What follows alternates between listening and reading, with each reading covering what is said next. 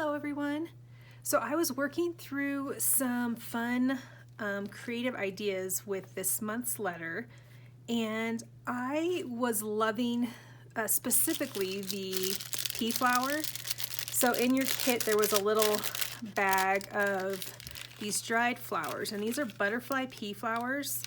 And I think I did another video about all the different colors that they make.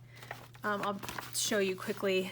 It's just some of the really pretty papers that I made for collage with just that that flower. So it's a tea flower, and it's very reactive. So you can add things to it like lemon, alum, baking soda, and you'll get a lot of different colors. But I wanted to explore the idea of shibori dyeing or tie dyeing. So I thought I would kind of play and see what I could come up with for some bookmarks. So I came up with a couple different techniques. I'll show you. I love having bookmarks for my my books. I have so many creative books in my library that when I sit down to go through them, I like to have 2 or 3 to mark my way. But this technique is really simple, and you can make a lot of this tissue paper. So what you're going to need is some strips of watercolor paper. I think I had these already cut from a project, so they were like ends. So check your stash, you might have some strips already cut. I'm going to use the pea flower out of the kit, just some plain tissue paper. I got this at the dollar store, so it's just the inexpensive tissue paper. I soaked a couple of my different containers with pea flower, and I added alum to this one. And I also wanted to explore the idea of trying to come up with that same color with some watercolors. So I brought in a couple watercolors and mixed them. When I was making the papers, the watercolor paper really dyed a brighter, more vibrant color than the pea flower. And the pea flower is so reactive that sometimes it's kind of hard to predict. So if you love that like indigo color, this is a fun way to do that. So again, just you don't need that, but I was just exploring and I wanted to show you what I came up with.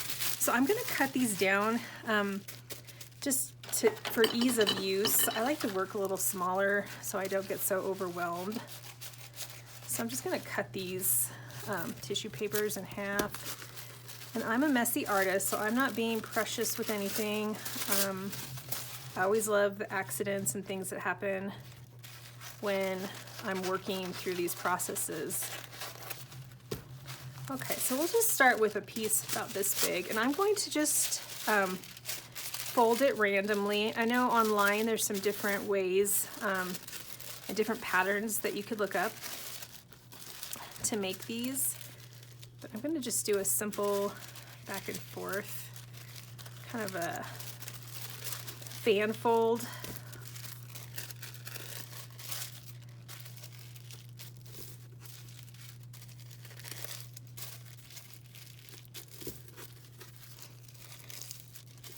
So I have my fan fold, and I think I'm going to do that again, going the other way.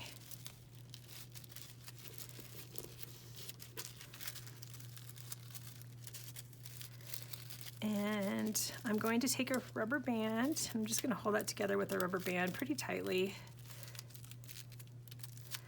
And I found as I was working through this, it was fun to either dip the whole thing in the pigment, or also you could take a paintbrush and kind of drip that down in there, and you get a little bit of a different effect.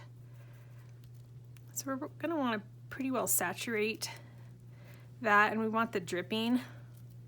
So I'm going to do both ends.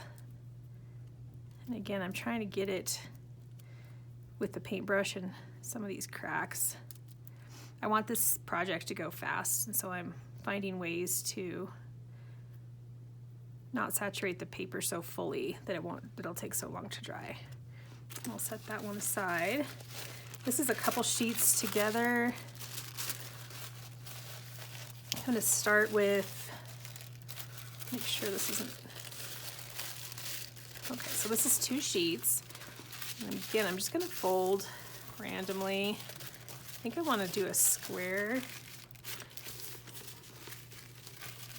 And then some triangles.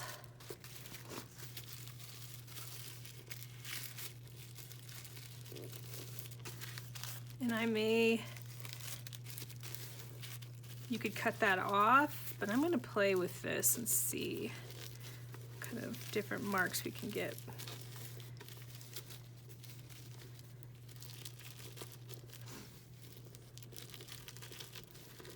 So that looks like a little envelope.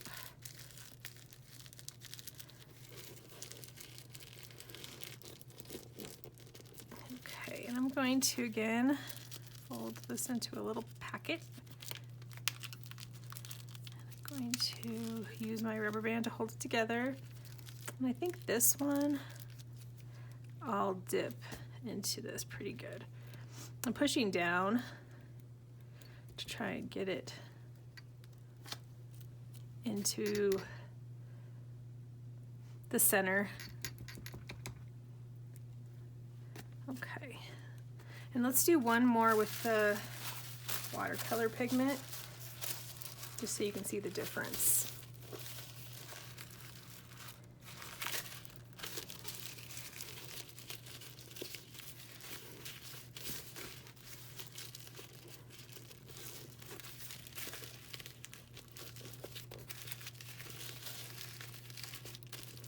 Do little triangles on this one.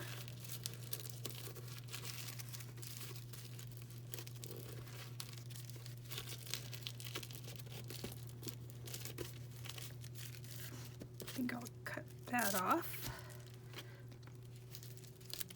On the triangles, sometimes you need 2 rubber bands just to get both sides.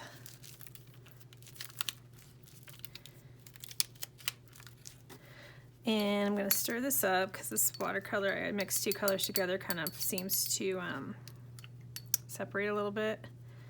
I'm going to start with this.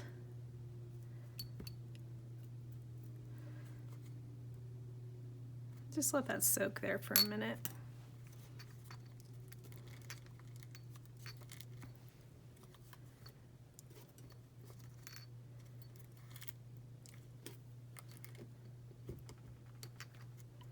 So you do want to have like one part of this that has like more white on it.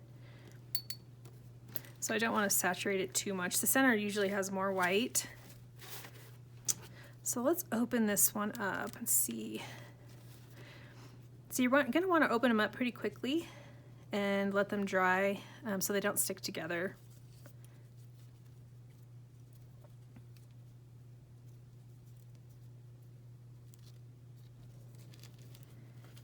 And this one turned out really pretty. So I'm going to open that all the way up. It dries darker, but you can see the really pretty color and tie-dye effect that you get. Okay, so I'm going to lay this one on the floor, and then I'll open one more.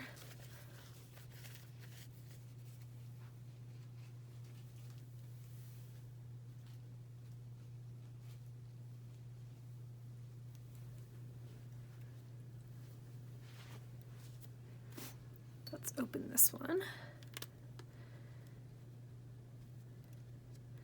Again, this was the pea dye, so we'll see.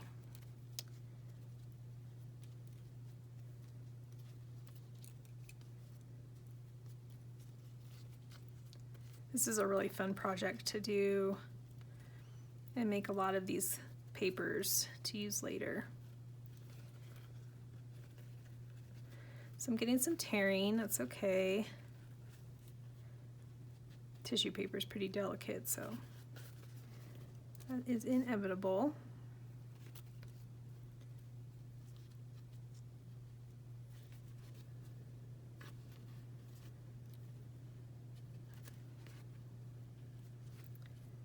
And I'm just trying to find the layers to open.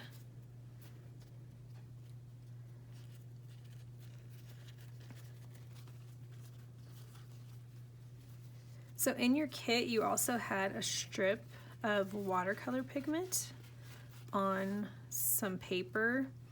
That would be another use for that item in your kit, from your kit. That would be really fun to try and make some of these tie-dye papers with. Okay, so there's that one. I'm gonna put that on the floor. And let's open this one real quick, and then I'll show you just quickly how I make the bookmarks. But you can see the watercolor pigment is a lot darker.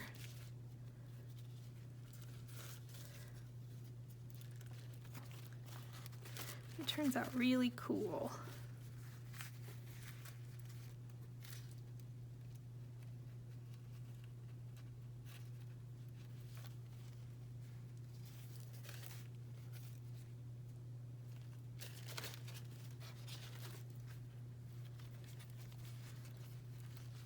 Okay, so yeah, so I love that.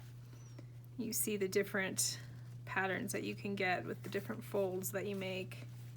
And just have fun with it and explore. You could re-dip these. You could fold them again if there's a lot of white. I went back through a couple times on some of the other papers. You know, like I maybe loved one side. I'm gonna do that with this. I'm going to keep this like it is, and then I'll re-dye this one. So just process and add layers and have fun. Do this one real quick. And another thing that you can do is use your leftover pigment to paint some of these strips. So that was one thing I wanted to do.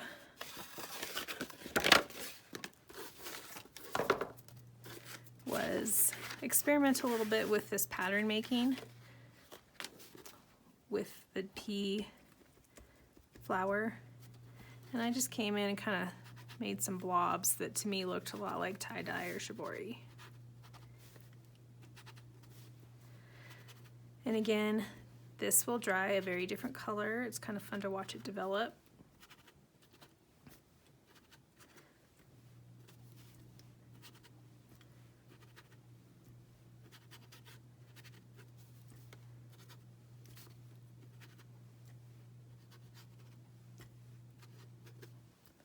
Okay, so I'm going to set this aside also, and then we're going to cut some of this paper up, and I'm just going to show you how quickly these go together.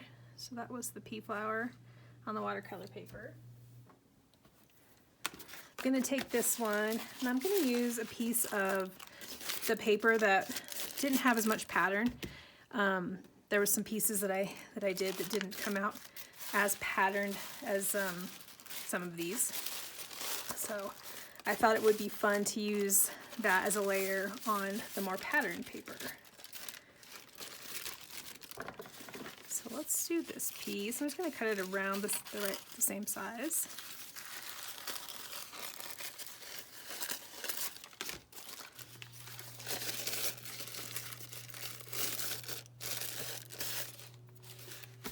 And I'm just using a glue stick, and I'm going to be generous with the glue stick on this page. Oh, it's spreading around the pigment, so you can see a little bit of it was still wet. That's okay. It's still going to look really cool.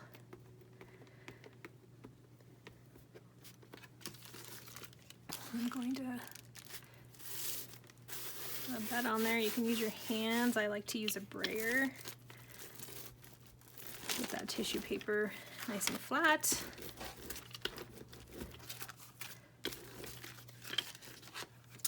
And then I'll just come back in and trim off some of these edges. And then after it's all dry, I do a final trim and make sure everything's glued down nice on the edges. So this is just a rough trim.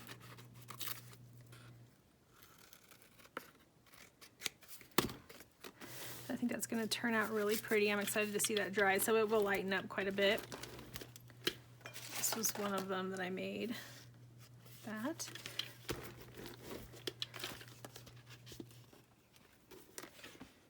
Okay, so let's make a couple of these. So these are really simple. I took strips, so I'm going to take some of my favorite papers that had pretty good pattern on them. And I'm going to cut some strips out.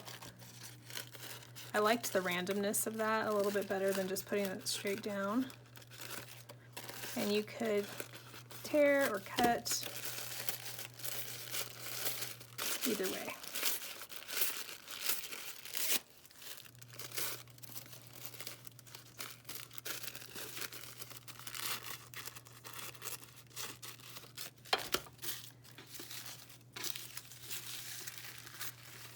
And again, I'm just going to start building my layers with my glue stick. Kind of playing with some of these different sizes. Using my brayer to make sure that there's not a lot of air bubbles. A few are okay. If you see a big air bubble, just lift it up. And I think this is 2 pieces.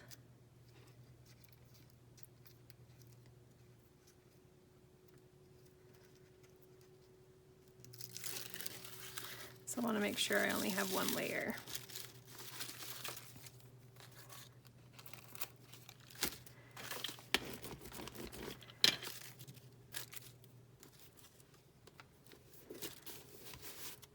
I'm just going to continue down, kind of overlapping those edges a little bit, being mindful of the pattern.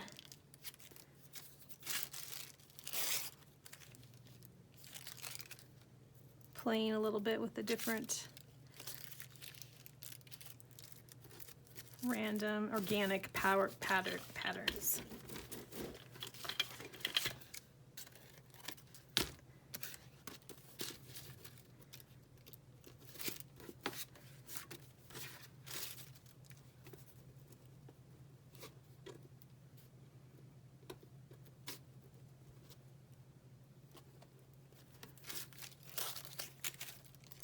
Kind of varying sizes of my strips also.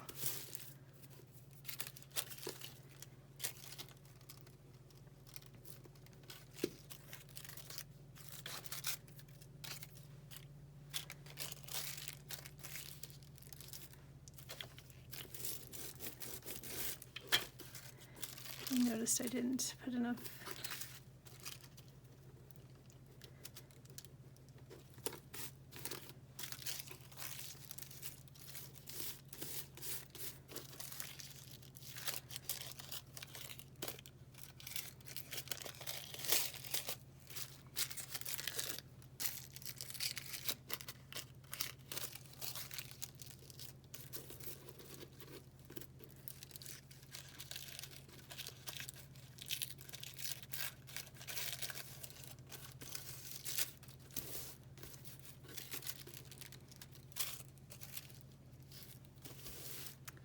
Okay, I'm just gonna roll this really good and trim it.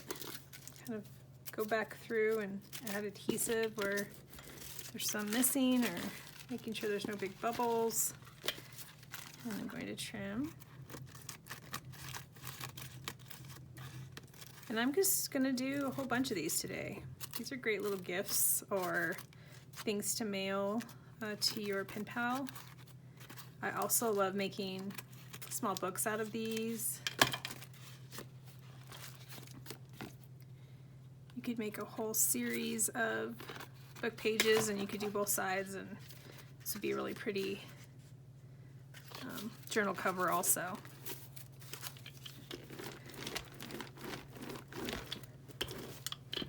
So I'd love to see what you're making, and tag us on Instagram, Facebook at Lovely Little Letters, Lovely Little Letters Club, and show me your bookmarks or what you make with this fun technique. Thanks for watching.